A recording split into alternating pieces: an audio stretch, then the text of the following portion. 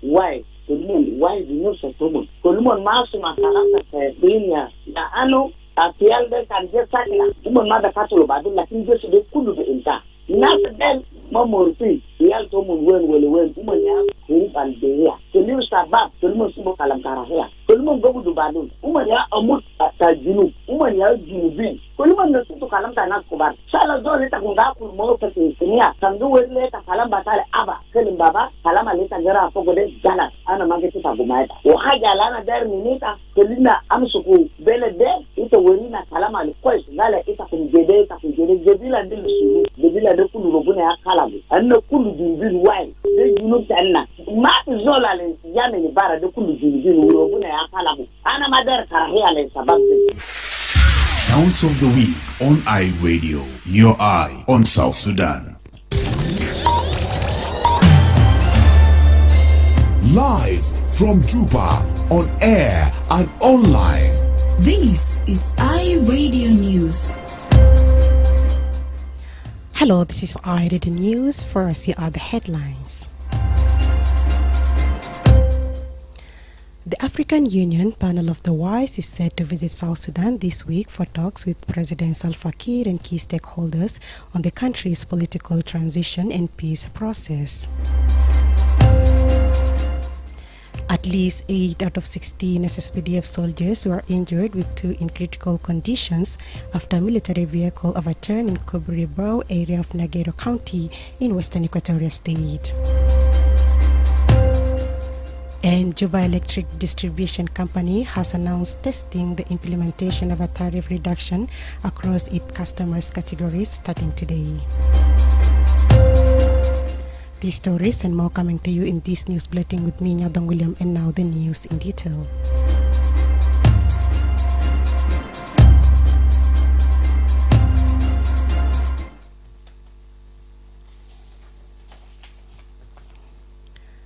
The African Union panel of the wise is set to visit South Sudan this week for talks with President Salva Kiir and key stakeholders on the country's political transition and peace process. Following direct talks with President Salva Kiir, AU Commission Chairperson Mahmoud Yusuf Ali addressed the political situation in South Sudan and recent violence in Nasser. He reaffirms the AU's commitment to peace, dialogue and reconciliation. The AU panel of the wise while in Juba will engage stakeholders, de-escalate tensions and promote dialogue. The AU is calling on all parties to uphold the revitalized peace agreement and ensure its full implementation. Meanwhile, the AU mission in South Sudan has informed the United Nations mission in South Sudan, UNMISS, and the Office of the Special Representative of the UN Secretary General about the visit scheduled from April 2nd to April 6th. The delegation will meet the President Kiir and other key figures, including Vice President, RRCS, institutions, and electoral constitutional bodies. They will also engage with security officials and regional partners, including IGAD and Citizen VM. The AU has invited the UN Special Representative Secretary General Nicholas Haysom for a meeting with the panel to discuss the security situation and ways to implement pending peace tasks ahead of elections. IGAD, RJMEG, and Citizen VM have also been invited. The AU says it's remained committed to supporting South Sudan's peace process and transition to democracy. The panel of the wise has been operational since 2007 and is one of the pillars of the African peace and security architecture. Its effective functioning and the carving out of clear space in executing role primarily involving conflict preventions remains a work in progress. Article 11 of the protocol establishing the Peace and Security Council set up a 5-person panel of high respected African personalities from various segments of society who have made outstanding contribution to cause of peace, security and development on the continent. Their task is set to support the efforts of the Peace Security Council and those of the chairperson of the Commission, particularly in the area of conflict prevention.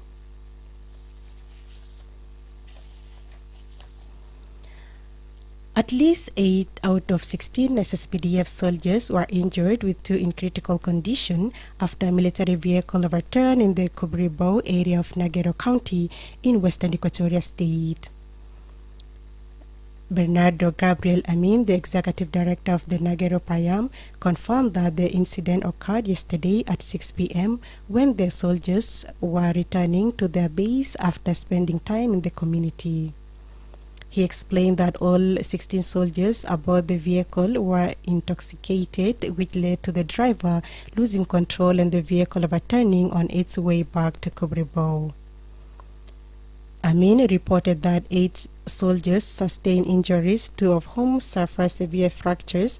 The soldiers with compound fractures have been referred to Timbra for further treatment.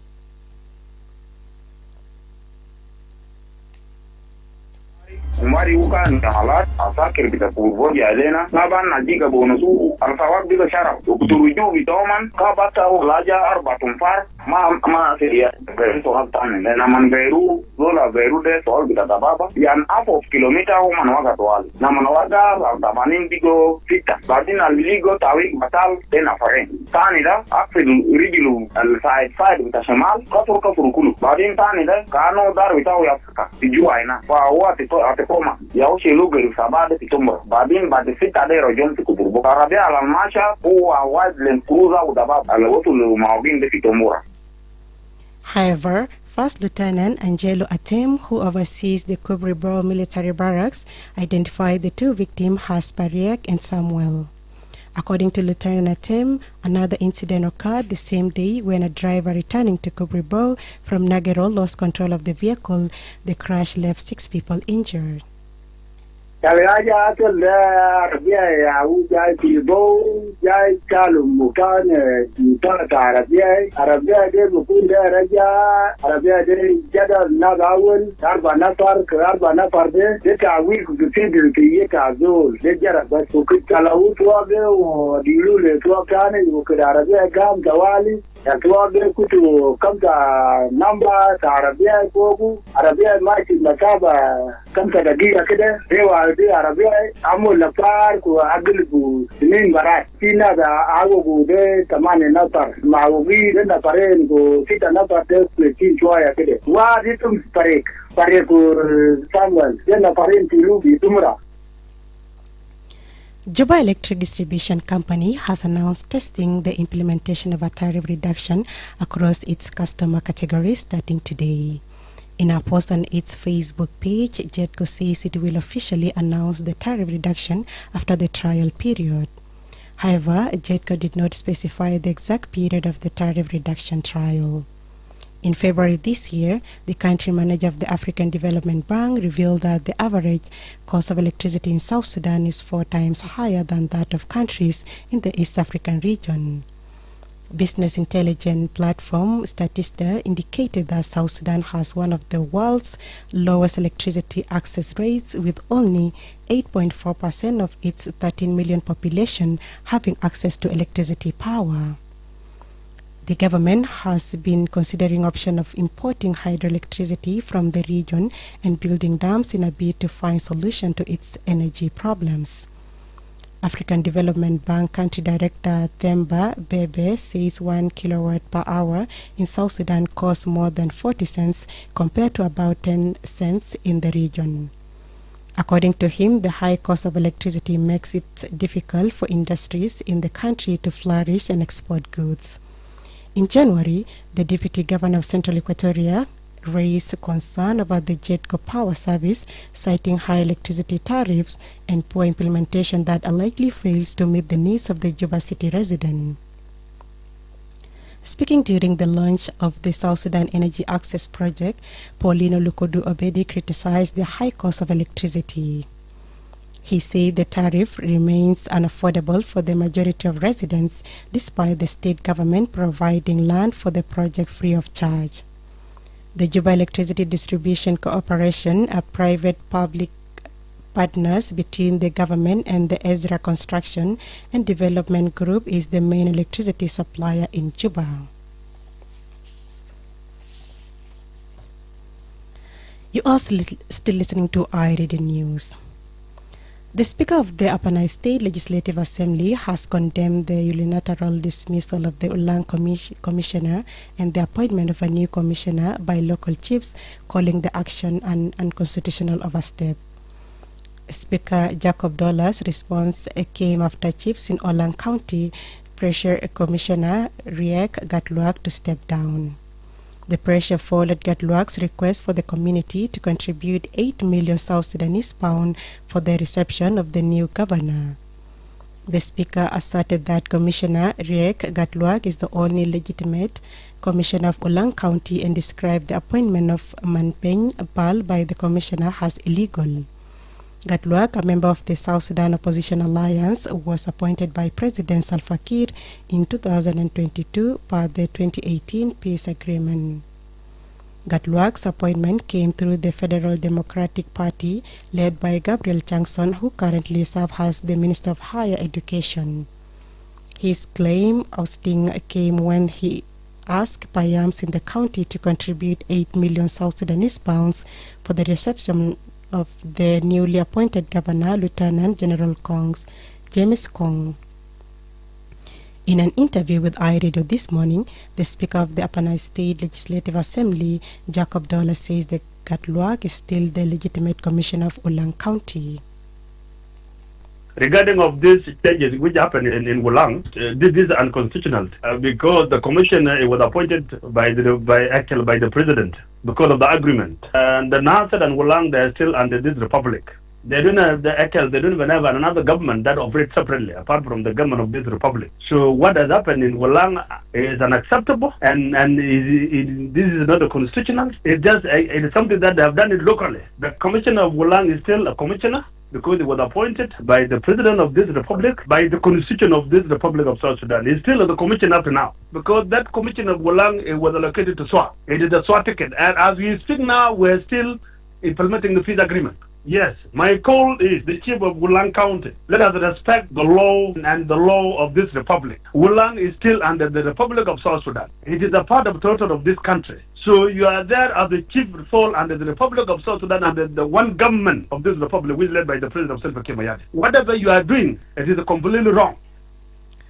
The wildlife authorities have distributed hundreds of kilograms of seized game meat to Juba Orphanage, a military hospital, and Juba Central Prison over the weekend. The meat was confiscated this year during raids on poachers operating in parks and nature reserves. Authorities have arrested dozens of suspects, some of whom have already been prosecuted. Several vehicles used to transport the illegal meat from protected areas to consumption zones have also been seized. Speaking during the presentation of the donated meat yesterday, Colonel John Chol, commander of the operation unit, stated that the initiative aims to support food security in these institutions. He urged security forces and the public to help in wildlife conservation. جبنا المعروضات تاكوشة المعروضات دي اللي عاوز ما تكون شفتوا جبناها هنا ونزلنا بالسجون ونزلنا كمان لغرفة. أنا داير أوريكم جنوبين الوايل لايف ما بتاع وايل لايف براو ده بتاعنا كله كان دي. أنا بأفيل again لزملاء بتاعنا في جيش في بوليس سجون fire brigade, national security, and security بتاع wildlife دايرين مساعدة فوقه كان لنا كله جوار النظامية الأخرى. Major General Joseph Benjamin, the director of Juba Central Prison, and Brigadier General Chuat Chep, the director of Juba Military Hospital, welcomed the donation, emphasizing that it comes at a critical time when the facilities are facing food shortages. It came in the right time. We're thankful for them, and we wish we cooperate this cooperation so that the inmates can get some services. شفتوا المستشفى ده دار خدمة في يدكم وفعلا هم محتاجين للسجل سيرفيسز وحكومة بتاعنا برئاسة بتاع وزارة الدفاع هم بيقدموا العلوم فانتوا لو ضفتوا ده بيزيدوا. Regarding the legal opinion on the Ministry of Wildlife distributing the seized game meat to some traders, lawyer Santo Daniel aligns with the principle that seized goods should be handled in a way that serves public interests. Lawyer Daniel says in cases where the confiscated items are vulnerable and beneficial, such as game meat, skins, and tusks, the law allows for their use rather than destruction. However, he says harmful items like drugs and counterfeit currency must be destroyed to protect society. Speaking to iRadio this morning, he says the Ministry of Wildlife's decision to distribute his game meat to Juba Prison, the military hospital, and the Juba orphanage appears legally justified as it serves a public good rather than benefiting individuals. الرأي القانوني حول الأشياء اللي بيتم ضبطها أو الممنوعة قانونا هي تتقسم لشيئين. إذا كان أشياء نافعة فبتمشي لمصلحة العامة، وهي مثلا زي الوزارة بتاعت الواي لايف، إذا تم ضبط اللحوم، جلود نمر، حاجات زي دي هي حاجات غيمة ذات منفعة، فما بتتم إبادته وإنما بيمشي لشنو لصالح العام للدولة، ما بتتوزع على الأفراد. لكن إذا كان أشياء غير ذات نفعة أو زي ما تسميها إن أشياء غير مغومة زي الدراج بكل أنواعه بيتم إبادته، برضه ما بتمشي شنو الأشخاص أو ما بتمشي لإدارة مثلا للدولة كذا، لأن ما بتفيد الدولة. يعني إحنا بنتم إبادة للرأي القانوني، نحن ما ممكن بنمنع من الأفراد عشان نحن ما شنو ما يحصل نوع من النذر للحيوانات الغيمة عندنا، عشان ما يزول يمشي يصطاد له حيوان ويقول يقتله ويبيعه. فالدولة بتحتكر الحتة دي لمنفعة العامة. You are listening to iRadio News, and now to the international news with my colleague Sebit Patrick. Thank you, Nyadong. Now from the region and internationally, a heavy security presence in several cities across Zimbabwe largely neutralized a national protest on Monday aimed at pressurizing President Emmerson Mnangagwa to resign. Most businesses, shops and schools in the capital Harare and Bulawayo shut down, with people choosing to stay home amid fears of unrest. Independent war veterans had called for the demonstration to protest against plans to extend Mnangagwa's rule. In January, the ruling ZANU-PF party said it wanted him to stay in office for another 2 years until 2030. And elsewhere, Myanmar has observed 1 minute of silence to mourn those who died from last week's magnitude 7.7 earthquake that killed more than 2,000 people in the country. Friday's earthquake was felt in neighboring countries like Thailand, hundreds of miles away, where the death toll stands at 20. Rescuers in both countries are still searching for survivors, though hopes are fading as the critical window, the first 72 hours after a quake, has passed. And finally, an Israeli airstrike on Beirut's southern suburb has killed at least 3 people, Lebanon's health ministry said, putting further pressure on a fragile ceasefire between Israel and the Lebanese armed group Hezbollah. The attack was the second on the area known as the Dahiyeh, where Hezbollah has a strong presence in recent days, despite truce that came into force in November. The Israeli military said it had targeted a Hezbollah operative who had helped Hamas plan an attack against Israeli civilians. There has been no reaction from Hezbollah. Well, that's it from the region and internationally. Now back to you, Nyadong Williams. Thanks, my colleague Sebit Patrick. And up next, sport with Darlington.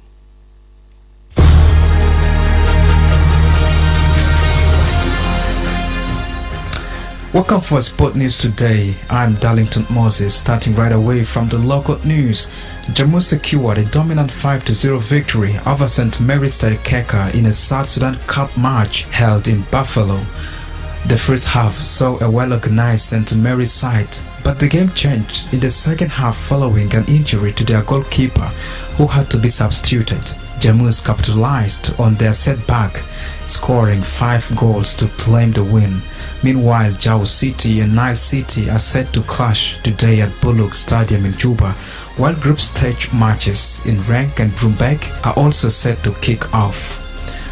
Nigerian boxer Gabriel Oluwasegun has died after collapsing during a light heavyweight bout in Ghana on Saturday.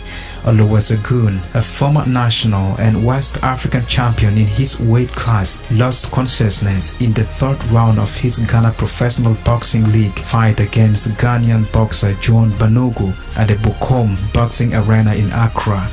The Ghana Boxing Authority GBA confirmed the news of his death, stating that after receiving first aid, he was rushed to the Korlebu Teaching Hospital where he was pronounced dead 30 minutes after arrival. The General Secretary of the Nigerian Boxing Board of Control, Remy Apodurin, described Oluwasegun as a fearless fighter who died a ring warrior. And finally, Ernest Loud says Liverpool remain laser focused on their Premier League title challenge, despite reports Trent Alexander-Arnold is closing in on a move to Real Madrid. The England defender has long been linked with a free transfer to the Bernabeu, and talks between the 26-year-old and the Spanish giants are understood to be making progress. Alexander-Arnold is one of the three marquee players out of the contract at the end of the season, along with Mohamed Salah and Virgil van Dijk. All three have been able to discuss terms with overseas clubs since January. Slot sides, who are right-hold favourites to win the Premier League, host local rivals Everton on Wednesday following the international break.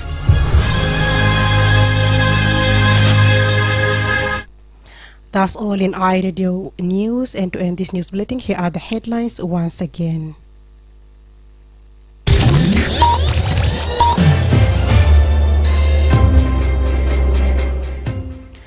The African Union, a panel of the wise, is set to visit South Sudan this week for talks with President Salva Kiir and key stakeholders on the country's political transition and peace process. At least 8 out of 16 SSPDF soldiers were injured, with 2 in critical condition after a military vehicle overturned in Kubribro area of Nagaro County in western Equatoria State. And Juba Electric Distribution Company has announced testing the implementation of a tariff reduction across its customer categories starting today. That's the end of iRadio News. If there's a story or an event you'd like iRadio to cover or report about, please send us a text message on +211 925 287 870. It's also our WhatsApp number. Follow us on X at iRadio Juba, like our Facebook page iRadio. Subscribe to our YouTube channel at iRadio South Sudan. You can also visit our website and listen to us online at www.iradio.org. Stay tuned for news in Arabic at 1/2 I am Nyadam William. Thanks for listening.